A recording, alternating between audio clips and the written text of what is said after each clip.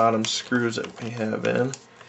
Back these out a minute. That'll give us enough clearance to lift this up.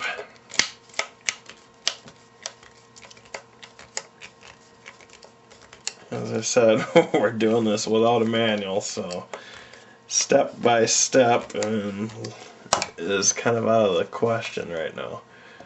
Alright, we can get this to pop up here, we'll be set. I'm going to have to go a little looser than that.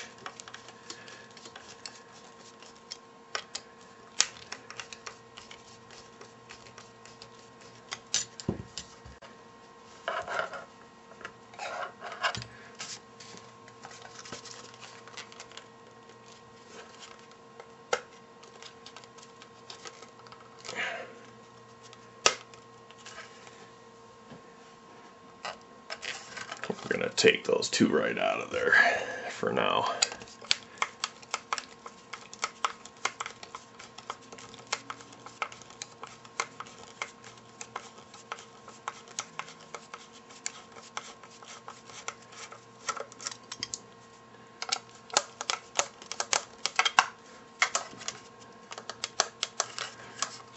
We're binding up on the screw here.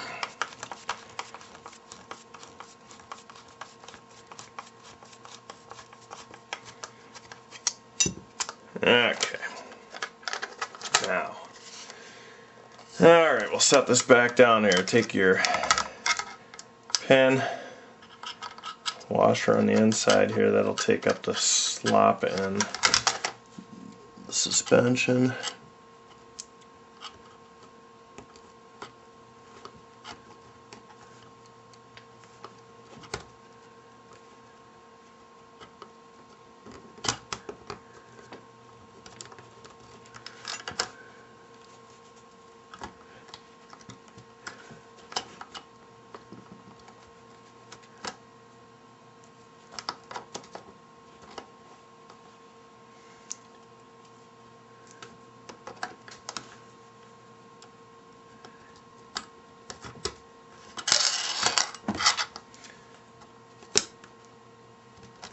Okay, where's my little pliers here?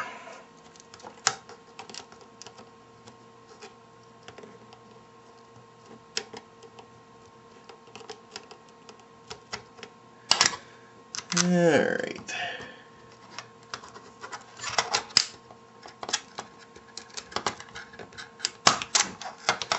There we go.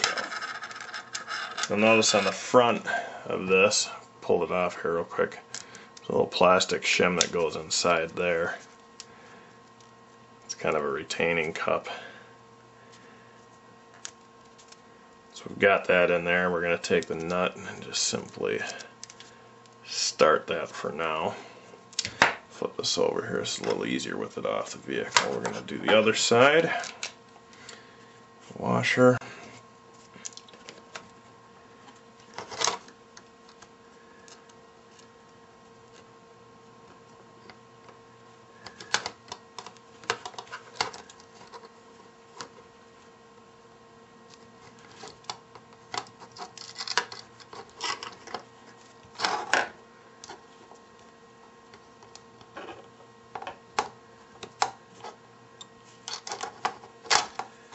Okay, that one in. Put the shim in there. And we'll start the nut there. I can take this, put that back in there. Get our get everything lined back up here.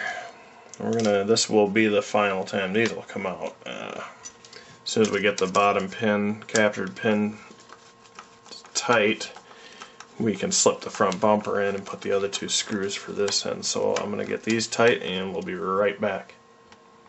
Okay, both of the captured pins are tight. Got the nuts on, snugged up. Everything moves nice and free. Next part, now let's slip the bumper in here and get our last two screws for that, which are here and here. We'll get the bumper screwed on. If I can keep holding on to the bolts here. I will get these started here, and I will screw these tight, and I'll be right back again. Alright, there's the front bumper installed. Captured pins behind it, protected out of the way, and our last two screws inserted in the front, cranked down nice and tight. Okay, next thing we can do is get the shock tower mounted up. We'll get the shock tower on and in place, and then we can start to install the upper control arms and the rest of the remaining pieces there. So we'll just keep picking away at this bit by bit. Okay, we've got the front shock tower here. Screws on to the front of the diff. 4 3mm by 12 screws. Back this up a bit here. Get one started there.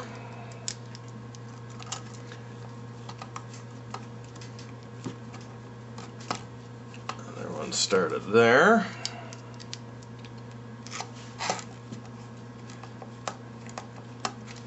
Bottom there. And another one there. Take and crank these tight.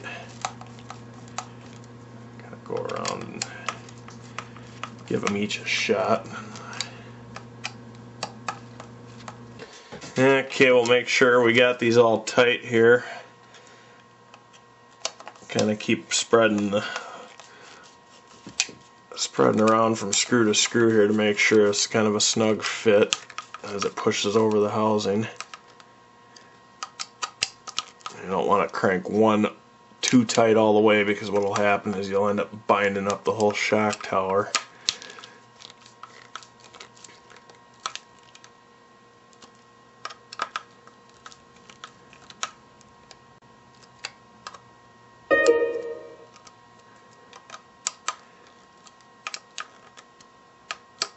Okay, there, shock tower is mounted. Now we can locate the rest of the front end parts here, and we'll put the front upper control arms on, and we can also then install the hubs and just keep going piece by piece. Be back a little bit. Okay, you're going to need to locate bag D. That one's got your front sway bar, all the sway bar connection pieces. It's got your upper pins, your upper pin holders, plastic ones for now. You can get these in an aluminum upgrade for both the buggy and the truggy.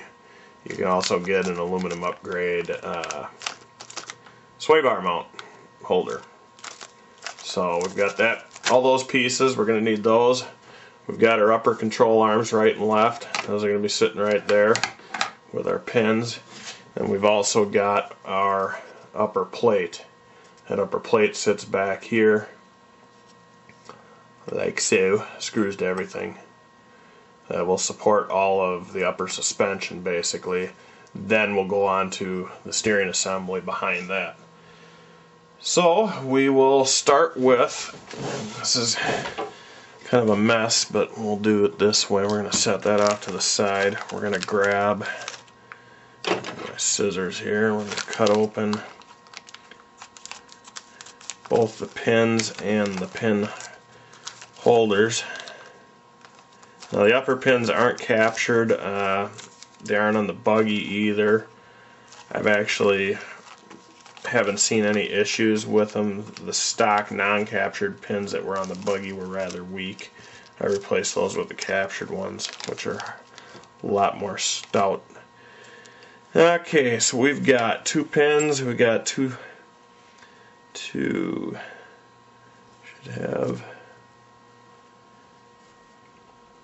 Okay, the two pins will go back in to, I've got a C-clip for the front and the back. They actually have a slot. I'm going to get this right here. You'll see, this is the back side of the pin. There's a flat spot in it. It's kind of tough to see on the camera here. That flat spot goes into the hole only one way. It doesn't fit in from the back side. You want to line that up in the grub screw that goes in through there to hold that into place. Grub screws are going to be right here.